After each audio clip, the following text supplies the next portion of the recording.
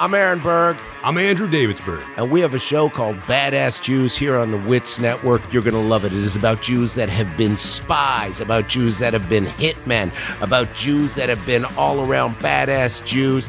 And they've also been world champion boxers. They've bicycled around the world, and they've beaten up Nazis. Badass Jews here on Wits. Find us at badassjews.com, Apple Podcasts, Spotify, or wherever you get your podcasts. Dinosaurs are headed back to the big screen in director Luke Sparks' Primitive War, which stomps into theaters on August 21st, 2025 from Fathom Entertainment. An adaptation of author Ethan Pettis' 2017 sci-fi military novel, Primitive War is set in Vietnam, circa 1968, when a recon unit known as Vulture Squad is sent to an isolated jungle valley to uncover the fate of a missing Green Beret platoon. Soon enough, they discover they are not alone and must face the most terrifying creatures to ever walk the earth. This is no walk in the park, and you'll see why when you watch the full trailer right now at bloodydisgusting.com. Toxic Avenger fans, tickets are on sale now. Go to toxicavenger.com/podcast and get tickets for you and dozens of your friends to see your favorite radioactive janitor exclusively in theaters. Go to toxicavenger.com/podcast to get your movie tickets now and show the up on August 29th.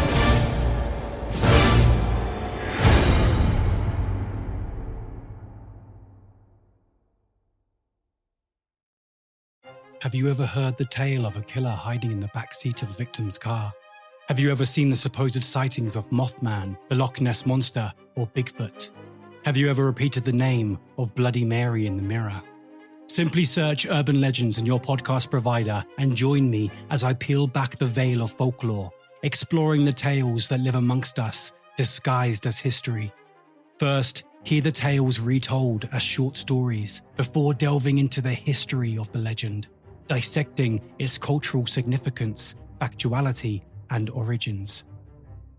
Some of these legends will take us to dark territories. However, there are also those that are more curious than devilish, more revealing than twisted, and on some occasions, we may even find that some of these stories are, in fact, true. My name is Luke Mordew, and this is Urban Legends.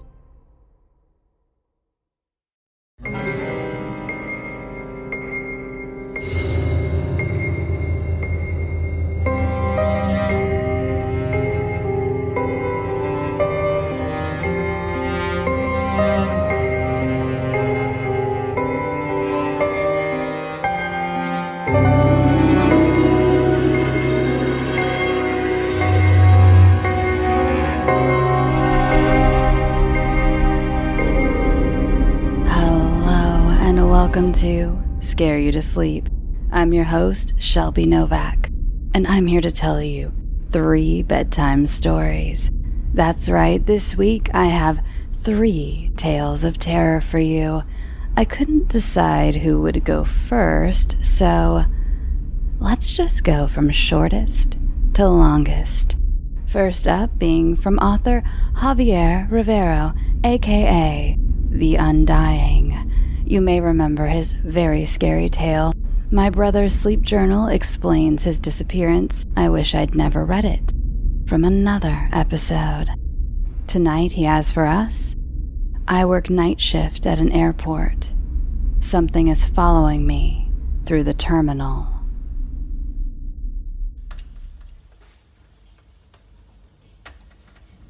I'm writing this from inside a cleaning closet at gate A19. My hands won't stop shaking, and I need to document what's happening before things get creepier, or before it finds me. I've been working the night shift at this airport for almost 4 years. Same routine every night.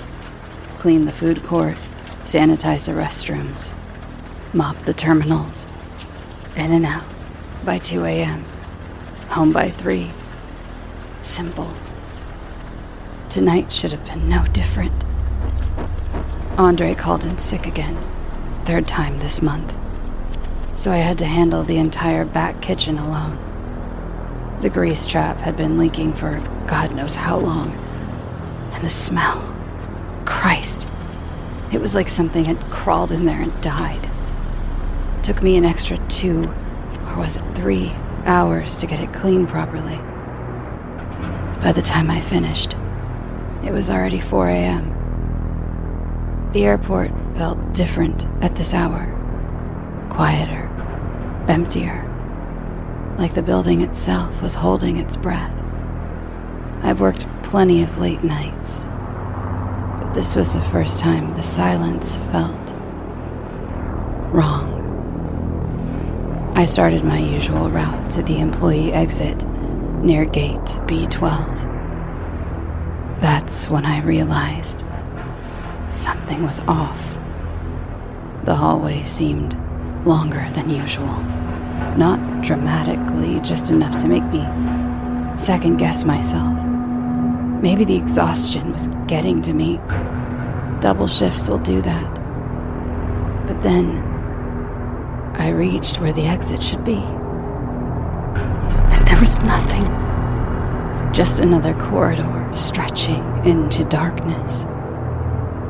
I backtracked, thinking I'd taken a wrong turn, but every pathway I tried led to more empty gates, more endless hallways. The fluorescent lights hummed overhead, casting everything in that sickly yellow glow that makes everything look like a hospital. Then, every light in the terminal went out. 3 deliberate blows against the floor-to-ceiling window at gate A23. The sound echoed through the empty terminal like gunshots. I froze. Outside the window was nothing but darkness. The knocking came from the outside. But we're on the 2nd floor. There's nothing out there but a 40-foot drop. My heart was hammering as I approached the window, trying to stumble with the seats in the middle of the dark. I pressed my face against the glass, trying to see through the reflection of the terminal lights. Nothing. I jumped. The sound this time came from gate A22. Closer. The sound was following me. I started walking faster, my footsteps echoing in the empty, pitch-dark space. The knocking continued, moving from window to window, always one gate ahead of me. Each knock was precise, deliberate, like something was pacing me from outside. That's impossible. I know it's impossible, but I could hear it clearly. Sharp knuckles against the glass, keeping perfect time with my movement. Gate A21 now. The sound was getting more violent, more insistent. The darkness was absolute. Not even the emergency lighting kicked in. In 4 years of working here, I've never seen the airport lose power completely. The backup generator should have... right next to me. So close I could feel the vibration through the floor. I ran. I couldn't see anything, but I knew these halls well enough to navigate by memory. I stumbled through the darkness, my breathing ragged, the knocking following me like a predator stalking prey. Knock, knock, knock. Knock, knock, knock. I found this cleaning closet by accident, literally running into the door in my panic. The moment I got inside and locked it, the lights came back on. I could see the light under the door crack. But in here, it's still dark. I've been hiding for 20 minutes now, typing this on my phone. The knocking has stopped. But I can hear something else now. Movement. Footsteps in the terminal, heavy, deliberate steps. Something that shouldn't be there. I can see shadows moving past, under the door, passing back and forth like they're searching for something. Searching for me. I just tried calling security, but there's no signal. My phone shows full bars, but every call goes straight to a busy signal. Even 911 won't connect. The footsteps have stopped stupidly close to me. It's completely silent now, which somehow feels worse than knocking. At least then I knew where it was. Wait. There's something scratching at the door, like fingernails dragging across metal. The scratching is getting more frantic. I can hear breathing on the other side of the door. Heavy, wet breathing that doesn't sound human. I can smell it. That same rotting stench from the grease trap, but worse, much worse. I'm starting to sound like a crazy person. Oh God. The door handle is turning. Forgot to lock it from the inside. The door is opening. I can see something in the crack. Not a person, but a shadow with too many limbs. It's squeezing through the gap, folding in on itself like it's made of liquid darkness. It's in here with me now. It's reaching for me. The screen is cracking. My phone is cracking. Everything Update from airport security. Employee Jessica Langdon was reported missing during her shift on June 14th. Her phone was found in the cleaning closet at gate A19, displaying this post. Security footage shows her entering the closet at 4:47 a.m., but no footage exists of her leaving. Just her phone on the floor, screen shattered. I'm posting this because people deserve to know. I've worked security here for 12 years and I've never seen anything like this. But I'll tell you what really bothers me. I checked the maintenance logs for that night.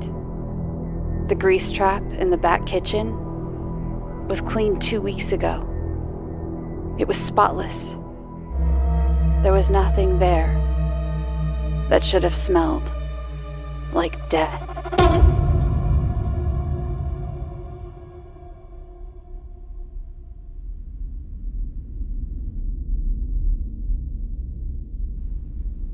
And next up is another tale by Javier Rivero. This is The Screaming Started Outside My Room. Now it's coming from inside.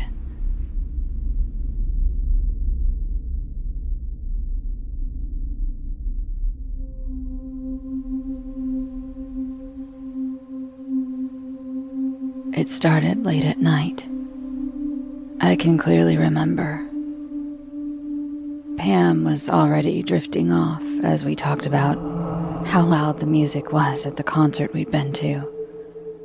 After all these years of metal concerts, we agreed things have definitely been louder this time.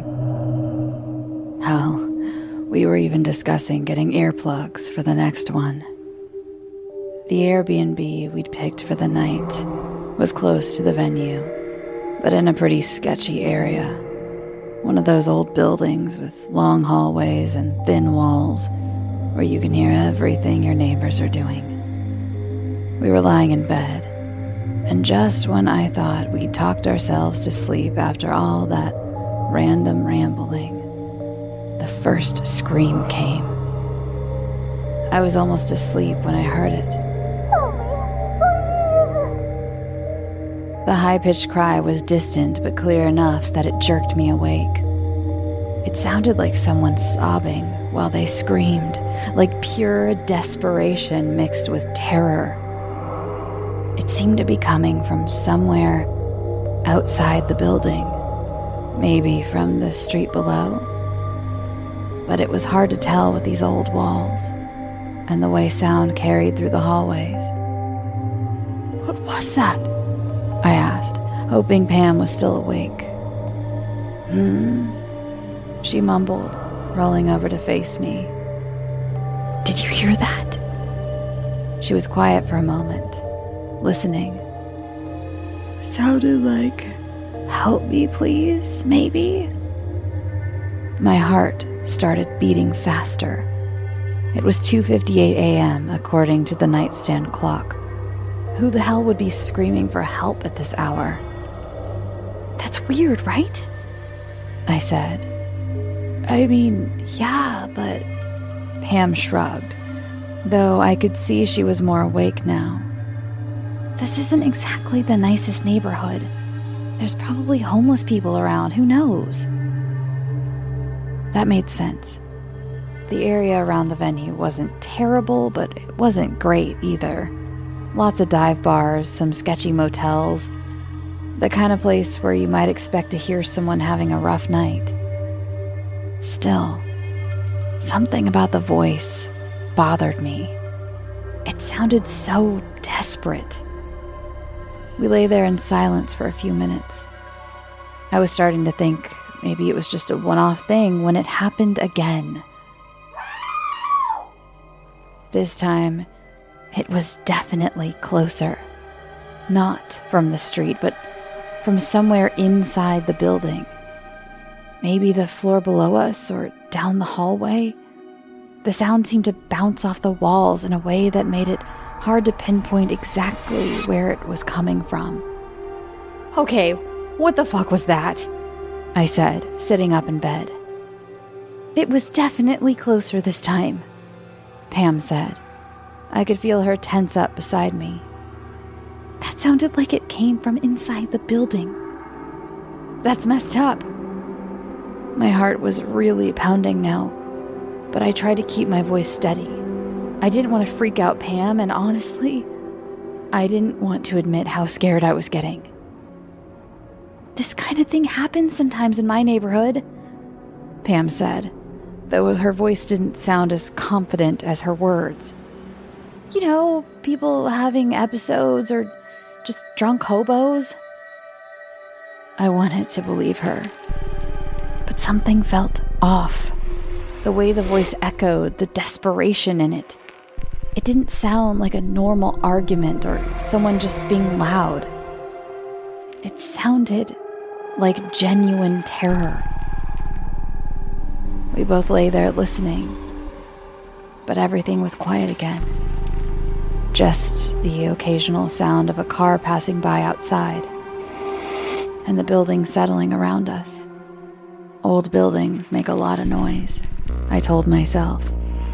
Pipes creaking, floors shifting. Nothing unusual about it. I was starting to relax when I heard the third voice. "Here." It wasn't a scream this time. It was barely a whisper, but somehow it echoed inside my head like it was being shouted through a megaphone. The word felt loud, impossibly loud, even though I could tell it was being spoken quietly. This time I shot straight up in bed, my eyes wide open. That hadn't come from the hallway or another room. That had come from inside our room. From the corner, near the little kitchenette. Did you hear that?" I stammered. Pam didn't answer, but I could feel her sitting up beside me. I reached for the light switch on the wall behind the bed, fumbling in the dark. I flicked it up and down several times, but nothing happened. Of course the fucking lights weren't working. "Shit," I muttered, reaching for my phone on the nightstand. My hands were shaking as I felt around for it, knocking over my Kindle and almost sending my water bottle crashing to the floor. Where the hell was my phone? That's when I heard it. a whisper so quiet, I almost missed it. Help me. The voice was raspy, like someone who'd been screaming for hours until their throat was raw. But it wasn't coming from outside anymore, or from the hallway. It was coming from the corner of our room, maybe 10 feet away from where we were sitting on the bed. My blood went cold. Someone was in here with us. I finally found my phone and fumbled with the flashlight. My hands were shaking so badly I could barely hold it steady. But when the light came on, I saw something that made my stomach drop. There was a dark shape in the corner, tall but hunched over, standing perfectly still. I couldn't make out any details, just a human-shaped shadow that seemed to absorb the light from my phone rather than reflect it. I wanted to scream, to run, to do something, but I couldn't move. My whole body felt frozen, like if I made even the slightest noise, whatever was standing there would notice me. My heart was beating so loud, I was sure it could hear it. The shape started to move, slowly. It felt as if time was being suspended, but also flying by, but also running out. I turned my head slightly to look at Pam, desperate to see if she was seeing this too, if she had any idea what we should do. What I saw made everything worse. Pam was sitting up in bed, but her body was facing away from me, while her head was turned toward me at an impossible angle, like someone had grabbed her head and twisted it around without moving her shoulders. Her eyes were wide open, but they weren't her normal brown eyes. They were white, completely white, like someone had painted over them. The only thing I could clearly see in the darkness were those horrible white eyes staring right at me. Then her mouth started to open, slowly, wider and wider, until her jaw was hanging open further than any human mouth should be able to go. The white glow from her eyes cast just enough light for me to see into her mouth, and it looked like it went on forever.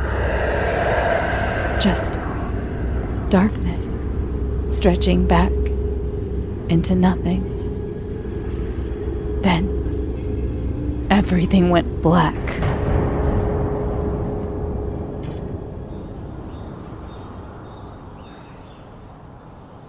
When I woke up, it was morning. I could hear traffic outside, normal sounds, normal light. I sat up in bed, my head pounding like I had the worst hangover of my life. Pam was already awake, sitting on the edge of the bed with her back to me, brushing her hair.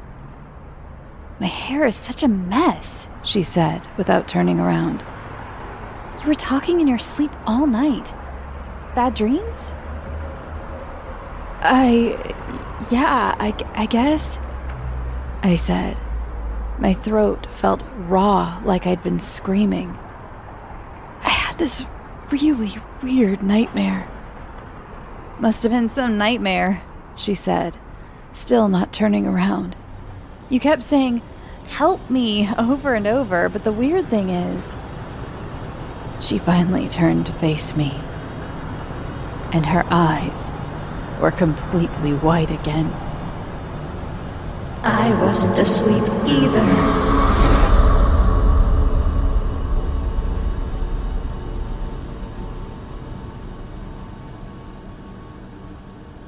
I'm Aaron Berg, I'm Andrew Davidsburg. and we have a show called Badass Jews here on the Wits Network. You're going to love it. It is about Jews that have been spies, about Jews that have been hitmen, about Jews that have been all-around badass Jews, and they've also Been world champion boxers. They've bicycled around the world and they've beaten up Nazis. badass Jews here on Wits. Find us at badassjews.com, Apple Podcasts, Spotify, or wherever you get your podcasts. I have been hearing about linen sheets for forever.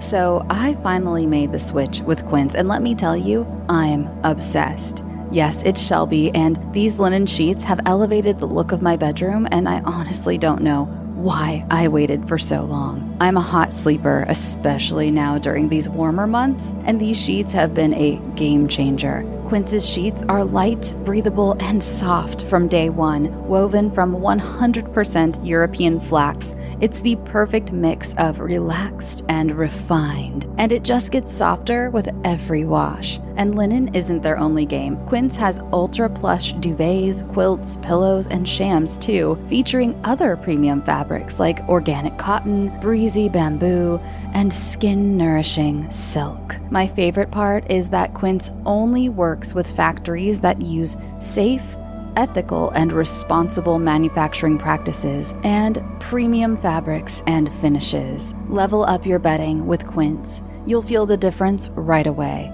Go to quince.com/SYTS for free shipping on your order and 365-day returns. That's QUINCE.com/SYTS to get free shipping and 365-day returns. Quince.com/SYTS.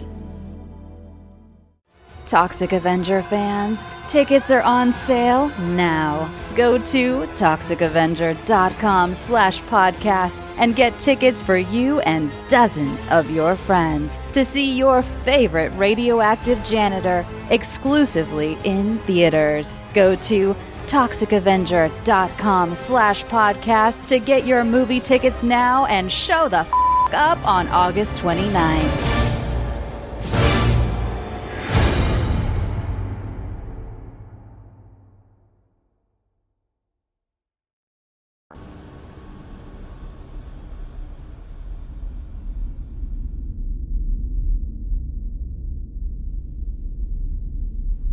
And last, but certainly not least, we have a story from another returning author, Matthew N Clarke.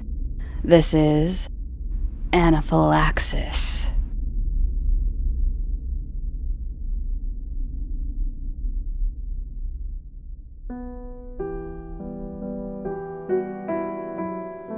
I'm pretty sure my mother has always hated me. I don't know why. I'm just 12 years old now, and she hardly ever has time for me. Always yelling at me or telling me to get the hell away from her. But it's been getting worse lately.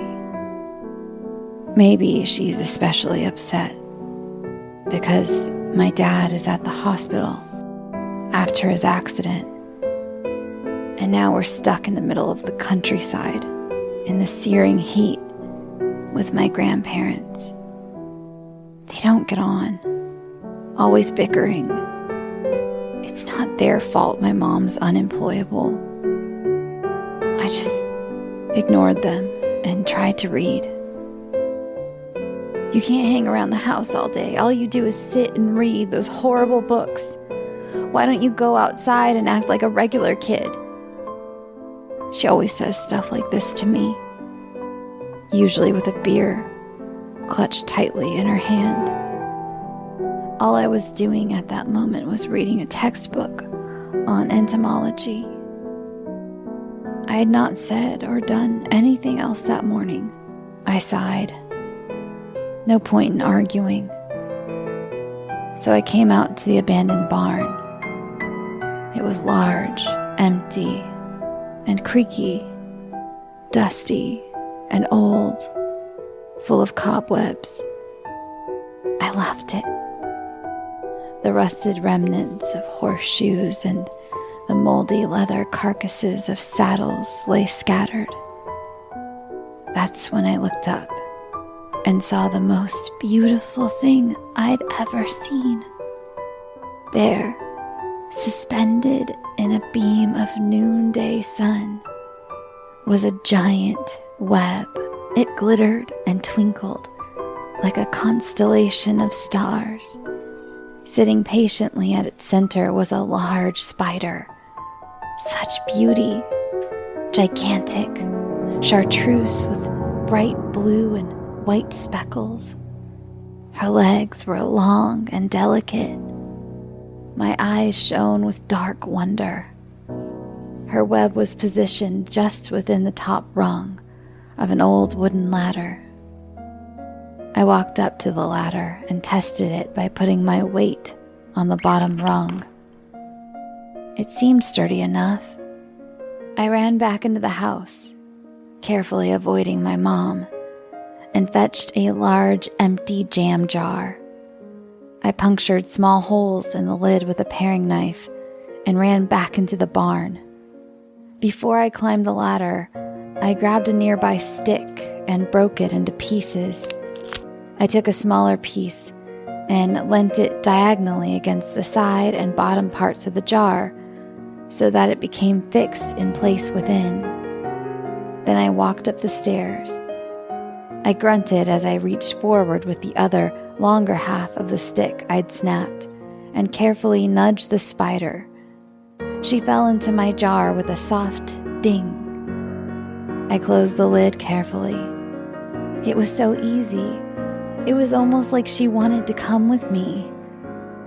I felt a strange kinship with this beauty, much more so than with my own family. In fact, I think I'll call her Beauty, my new sister. As I examined Beauty scuttle about her jar, I remembered learning about arthropods at school. That's just a fancy word for bugs and insects and even crabs, stuff like that. I really love learning, especially about dangerous, poisonous, or venomous things. The wicked things that bite and sting. Of course, most people think a 12-year-old girl wouldn't or shouldn't have any interest in creepy crawlies, but I find them utterly fascinating. They're like little machines, little self-built robots that can keep on self-replicating. In the garden, I paused to look at how ants marched along the stem of a lily, all in a row like that. How do they know to follow each other? How do they do that? But of course, spiders are by far my favorite. They're not insects though, they're arachnids. A lot of people get mixed up.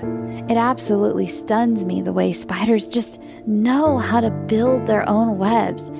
They are born with this innate knowledge, this instinct. I admire how dedicated they are to their work and how much pride they take in building their traps. The attention to detail. While I find arachnids truly inspirational, my mother does not. When she saw the orb weaver I'd been feeding in a terrarium, which I made all on my own, she freaked out. "Ah, what the hell is this?" she said as she walked uninvited into my room. "She's my new sis." I cleared my throat. My new pet, Mother. Her name is Beauty. I'm looking after her." My mother stared at me for a moment. Then she closed her eyes and pinched the bridge of her nose with her thumb and forefinger in frustration. "What the hell is wrong with you, Anna? Can't you just behave like a regular girl for once?" she yelled, exasperatedly. "Now get that thing out of here immediately. It's disgusting. What if it gets loose and bites you?" I never understood my mother's worries.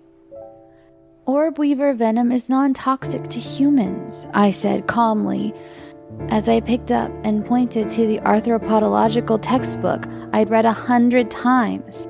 She smacked it out of my hands. I have enough shit to deal with now with your dad falling and breaking his clavicle. Not to mention my idiotic, overbearing parents. I don't need your weird, creepy bug shit too. Get rid of this thing right now or I will. She slammed the door as she left. All I did was sigh and shake my head. I'd never get rid of beauty. I hid my sister under a floorboard in my room and have been feeding her flies that get stuck in our glue traps. There was plenty of prey out here at the farm.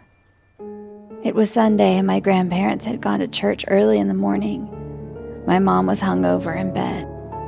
Just after my grandparents left, I exited the house to go inspect a beehive that was nestled deep in the center of a large bush. The buzzing grew louder and more intense as I padded up. Soon the sound filled every part of my being. I held up the smoker I'd taken from my grandparents' set of apicultural tools. My grandmother had looked after bees and sold the honey. I had helped her a few times, so I knew how the equipment worked. I adjusted my beekeeper's mask as I picked a few stunned bees from the ground and dropped them into a small cardboard box. I knew I'd have a few minutes until the bees were active again. I was lurking in the darkness of my mother's bedroom. The cardboard box I'd placed on my mother's chest rose and fell with her soft breaths. Then, a buzzing sound woke her. She sat up, confused. What? Ow! She yelled, looking at her arm. There, she found a sticky solution of sugar water, which had attracted a single bee. A bee which now had its stinger pressed inside her flesh. The bee struggled and kicked, tearing its intestines out as it fled. I grinned wickedly when I saw confusion quickly turn to panic in my mother's eyes. She didn't even notice the cardboard box as it fell to the ground. My mom's face grew red. She gasped. What did you? Why? She coughed and wheezed. I could see fear in her eyes. I loved it. I drank it in. I felt myself grow shaky with excitement. Please, the EpiPen, She stood up. Her face was swelling more by the second. Her tongue inflated so much, she could no longer speak. I could almost hear her esophagus tighten, her airway cut off. I could feel the terror pump through her veins. I felt my heart beat faster. I felt the thrill of the hunt course through me. She ran over to a chest of drawers and ripped them open. She searched frantically, hurling clothes and various medications all over. Then she turned to me. Her face was almost unrecognizable, bloated and red, her eyes swelling shut as I looked at her. The grin on my face never faded. As she clutched at her throat and fell to the ground, I stalked slowly up to her. One step, then another. Then I moved my hands from behind my back. I showed her the EpiPen. Then I knelt next to her. I looked deep into her eyes as they continued to swell shut, and I could see the hate there, the hate she'd always had for me, now mixed with terror and pain as she suffocated. She started to thrash and wheeze. I held the EpiPen out to her, almost in reach. I was surprised when she nearly snatched it from my grasp, but I pulled it back in time. I laughed. It was cold and empty. Then I watched with great delight as my mother transformed from someone into something. Beauty would have been so proud of the trap I'd built, the prey I'd ensnared. If only the trap I'd set for my father had gone as smoothly. My grandparents returned to a dead daughter and a distraught granddaughter. Tears fell down my face as I recounted the events of the morning. She was sleeping and a bee must have stung her in her room. She's so allergic. She must have been trying to find her EpiPen. I heard her gasping, but by the time I got there, it was too late. I continued to cry. Later, I gave the same statement to the paramedics and police, who confirmed that the cause of my mother's death had been anaphylaxis.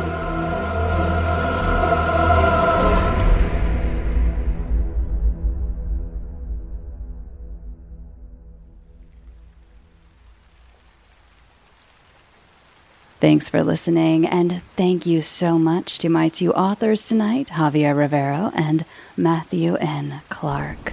It's always a pleasure to have both of you on.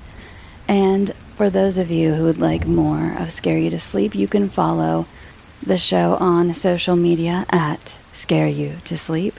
You can follow me personally at Shelby B. Novak. And if you'd like ad-free episodes and bonus episodes of the show, you can become a subscriber at patreon.com/scareyoutosleep. Quick reminder that starting September 1st, the $1 tier will disappear. And if you have a submission you'd like to be considered for the show, you can send it to scareyoutosleep@gmail.com. Some of you are beginning to hear from me. I am starting to read through some back submissions. So if you get an email from me, then you get an email from me. If you don't, then you don't. And I'm so sorry. Not everything makes it on the show, but I encourage you to keep on writing and trying. If you'd so like, I am only but one person. There are other shows you can also submit your work to. Sometimes it's just because I am limited in my voice acting abilities. And, I'm not going to get into the whole spiel, but scareyoutosleep@gmail.com if you'd like your story considered for the show. I believe I've mentioned this already. I'm not sure, though. I will be at Midsummer Scream this year. If you follow me on Instagram, my personal page, you will see that they announced that I will be doing a very, very cool panel called Bloodlines, the Evolution, Psychology, and the Legacy of Gore in Horror Cinema. And that is with Sandy King, Nick Castle, and Greg Nicotero. I'm so excited. I will be co-moderating with Michael Rothman, my favorite co-moderator. And that will be on Saturday, August 16th of the convention of Midsummer Scream. I will also be running the the Bloody Disgusting booth at that Midsummer Scream. So I will be there the entire weekend running the Bloody Disgusting booth, doing this panel. There's one more panel that I am involved with that has not quite been announced yet. I want to wait for it to officially be announced to let you know, but I will be posting it on my social media if you follow me there. And please come say hi if you are in town for the convention. If you're at the convention, please stop by the Bloody Disgusting booth. We have our spot, but again, I don't know if I'm allowed to tell you where it's at yet. But we got a double booth, so it's going to be big. We got this cool sign, and we're just all this stuff to pass out. And we're going to have stickers and merch, and a lot of us are going to be there from the network. So please come say hi. I would love to chat with you. And I believe that's all for this week. Oh, for those who enjoy my baking corner, I did make some onion tarts. It was like a cream cheese, green onion, red pepper flake, Gruyere bake. Like it was puff pastry. I use store-bought puff pastry because I still have not tackled puff pastry. And so store-bought puff pastry. So that's a little cheater thing I do. Andrew Zimmern uses it in his recipe for an onion tart. So, I mean, if he does it, then I think it's okay, right? It's not cheating. But anyway, puff pastry, I did the mixture of the cream cheese and the green onion and everything. I have the recipe that I mostly followed. You know me, I'm always going away from a recipe, but please let me know if you'd like the recipe. And then I did some sliced sweet onion on top. I honestly would probably use regular onion or a shallot next time.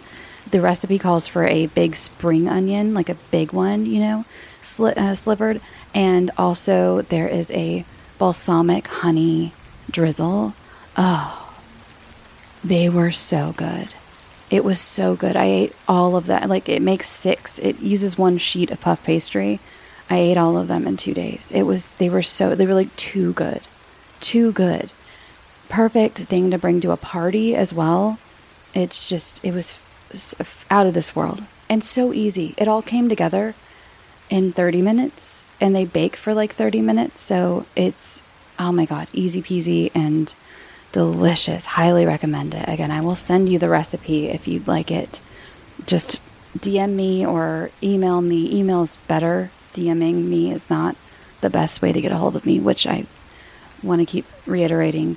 I do not ignore my DMs. I get overwhelmed with DMs, and a lot of DMs get sent to DM requests or hidden. There are some of you who have been completely, fully normal and lovely that I've found in the hidden requests, which is where spam and like dick pics are supposed to go. So I don't know what Instagram's AI is doing over there. So please don't ever feel ignored by me. I never want you to feel that way. I just get a lot of DMs and a lot of them get sent to the Instagram ether, and I don't know why. Who knows why AI does anything these days, honestly.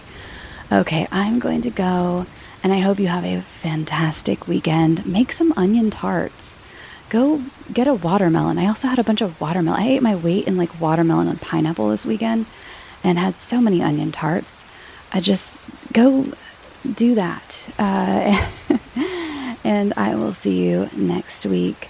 Next week, Patreon patrons, look out for another installment of Ted the Caver. And yeah, why don't you go get some sleep? Sweet dreams.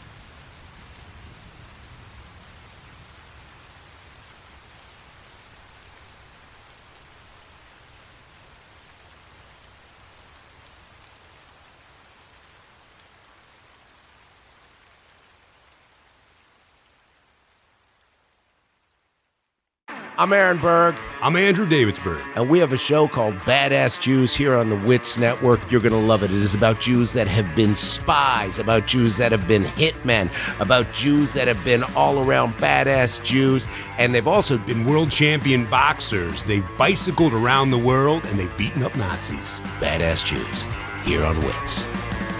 Find us at badassjews.com, Apple Podcasts, Spotify, or wherever you get your podcasts.